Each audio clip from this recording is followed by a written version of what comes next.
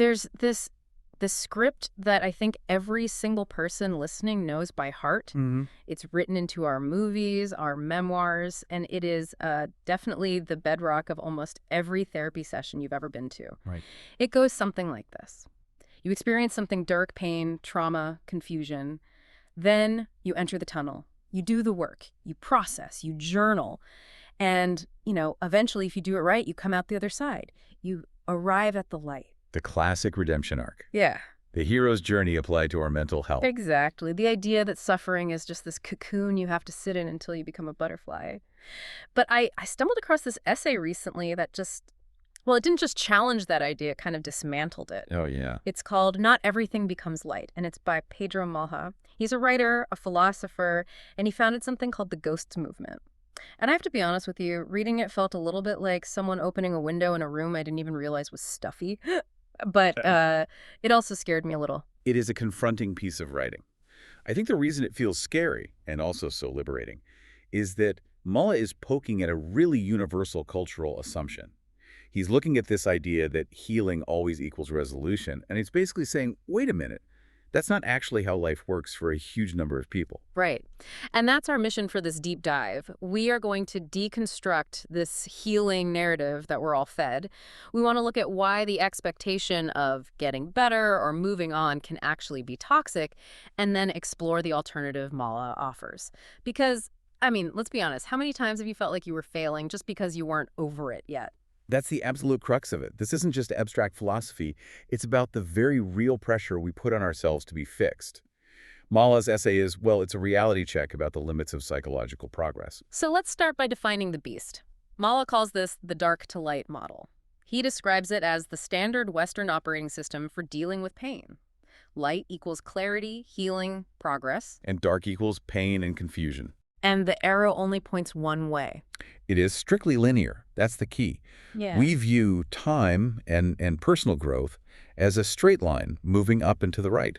The assumption, as Malha puts it, is that with enough time, awareness, or effort, what is difficult becomes something lighter. And it's everywhere. It's in how we comfort our friends. Oh, give it time, it'll get easier. Exactly. It's in spirituality. It's Yeah. deeply, deeply embedded in therapeutic culture. The belief is that you move from the dark to the light. But I have to ask, why is that so bad? I want to move toward the light. Who wants to stay in the dark? It feels a little defeatist to say we shouldn't aim for improvement. Isn't hope a good thing? And that's a really valid pushback. To be clear, Malha isn't arguing against improvement. He's arguing against the universality of it. We love this model because it offers control. If pain is just a construction site, then eventually the building is finished, right? Right. It gives suffering a purpose. Yeah. It suggests that if you just work hard enough, there's a destination where the pain stops. It's the productivity mindset applied to our emotions. We're treating our souls like a checklist. Precisely. In a culture obsessed with optimization, we treat grief or trauma like a broken appliance. If I just buy the right book or find the right therapist or, meditate for 20 minutes a day, I will fix the glitch. We want a return on investment for our suffering. And to be fair, and Malha's really careful about this nuance, sometimes that works, right? We don't want to be total cynics here. No, and that's so important. He explicitly says this model is trusted because it works in some situations. We don't want to throw the baby out with the bathwater. People do change. Yeah. Reactions lessen, patterns shift. You might have had a temper 10 years ago that you've genuinely learned to manage. Malha acknowledges all of that.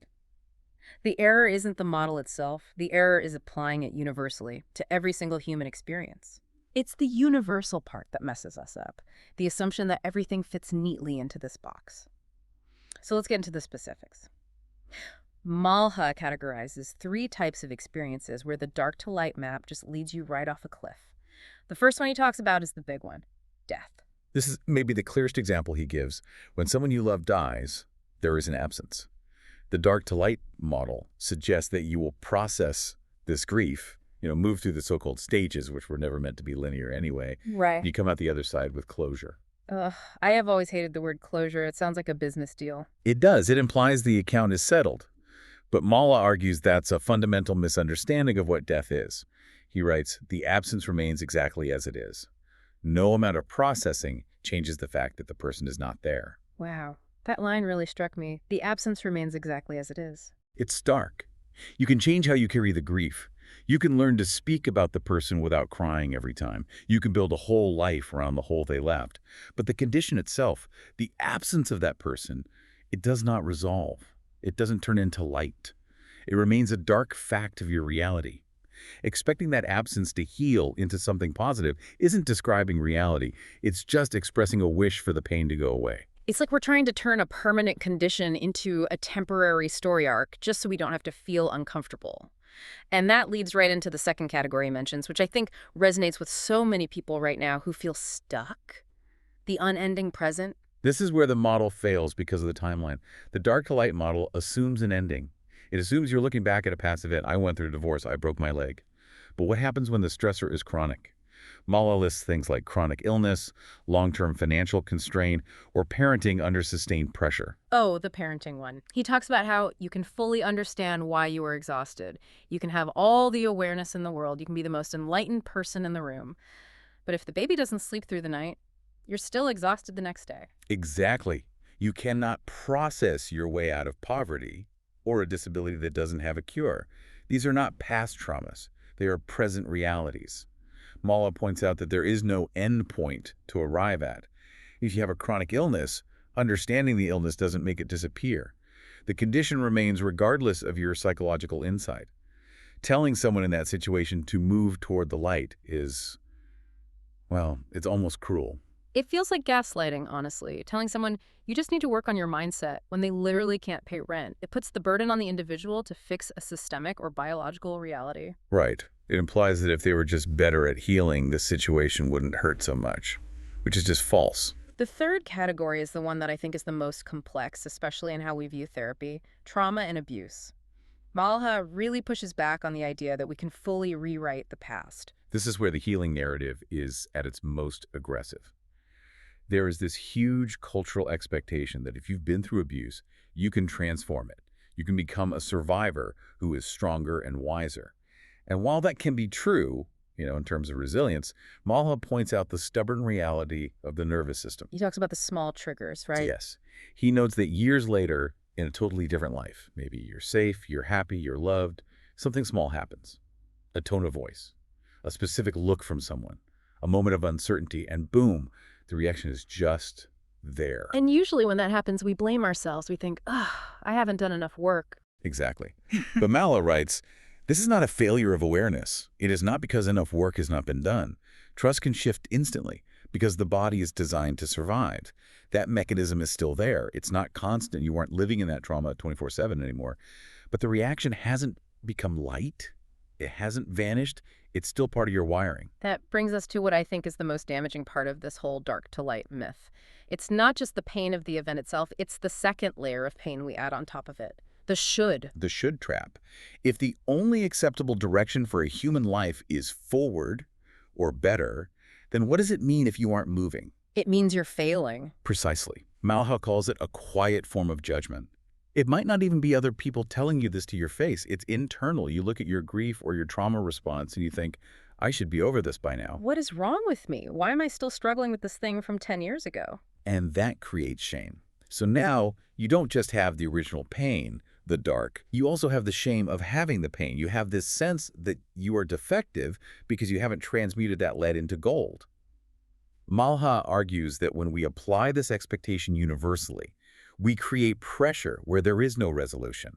We make people feel like they're doing life wrong simply for being human. And this pressure, it forces us to do something really strange. Malha talks about how this actually changes the way we speak about our lives. He calls it, well, I'd call it performative progress. This was one of the most striking parts of the essay for me. Malha argues that we learn the language of healing. We learn what progress sounds like. We pick it up from Instagram, from self-help books, and yes, from therapy. We learn to say things like, I'm really integrating my shadow self, or I'm setting better boundaries now. We learn to highlight what has changed and to hide what hasn't.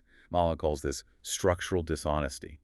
It's not that we are malicious liars. It's that we want to be seen as moving forward. We lie to our therapists and we lie to ourselves. Wait, lying to the therapist is so real. You want to be a good student of therapy. You want to show them that their advice is working. You want the gold star. Exactly. If the environment rewards improvement, you will present improvement. You'll say, I'm doing so much better, Even if that heavy feeling in your chest is exactly the same as it was last month, you focus on the insight you gained rather than the feeling that remains. And Malha says this creates a second layer over reality. It's like a veneer. Yes, the pattern or the reaction remains in the background, but now it's harder to see because we've labeled it as improved, we've categorized it as dealt with. Mala argues that what is not faced doesn't disappear. It just returns in unexpected ways because we've pushed it out of the acceptable narrative. This connects to the difference between clarity and resolution. I think I've definitely fallen into this trap. I think, oh, I understand why I do this now, so I'm cured. The insight trap. We love insight. It feels like progress. And Mala validates that insight is useful. I mean, naming a pattern changes how you relate to it. That is a real shift, but, and this is the critical distinction, clarity is not the same as change. That seems counterintuitive. If I know what the problem is, shouldn't that fix it? Can you give an example? Sure. Let's go back to the grief example. Yeah. You can have total clarity on why you feel sad on Sunday afternoons. Okay. You can trace it back to a specific memory. You can analyze the psychology of attachment. You can understand it perfectly. You could write a dissertation on it. But on Sunday afternoon, you were still sad. The knowledge doesn't change the emotion. The condition remains. Mala says therapy changes how a condition is seen, but it does not necessarily change the condition itself. We mistake the map for the territory. We think because we have a map of our pain, the pain is gone. But often we're just holding a map while standing in the same rain. Standing in the same rain. Now, that is such a good image. But okay, if we stop pretending the rain is going to stop, what do we do? Because if the takeaway here is just nothing gets better and you're stuck, that is incredibly depressing. It sounds bleak if you view getting better as the only way to live. But Mala pivots here. The ghost movement philosophy isn't about despair. It's about something he calls coexistence. Okay, tell us about the both and. So Mala proposes that light and dark are not a sequence. They aren't steps on a ladder where you leave the dark basement to get to the sunny attic. They are coexistent states. They live side by side. Simultaneity? Yes. A person can experience warmth, connection, joy, and laughter at the exact same time as they carry a grief that never changes. One does not cancel out the other. You don't have to wait for the dark to go away before you can inhabit the light. And conversely, the presence of the dark doesn't mean the light isn't real. That is actually so freeing. It removes the timeline. It completely removes the need to justify suffering. You know how we always try to turn trauma into a lesson? Oh, I went through this so I could learn X, or my pain made me strong, Mala says. No, you don't have to do that. It doesn't have to become a lesson. It can just be what it is. It allows specific parts of your life to simply be dark forever without that threatening the validity of the rest of your life. It's like a house. This is the analogy that made it click for me. You can have a room that is permanently dark, where the light bulb is blown and you can't fix it. Maybe the wiring is just shot, but you can still have a party in the kitchen. That's a perfect analogy. The dark to light model says you can't enjoy the kitchen until you fix the light bulb in the basement. So you spend your whole life down in the basement, miserable, trying to fix a bulb that will never light up, Mala says. Close the basement door and go eat in the kitchen. The basement is part of the house. It's allowed to be there, but you don't have to live in it. This perspective, the ghosts movement perspective, it just stops fighting reality. It feels so much more humane. It honors how life is actually lived. We are complex creatures.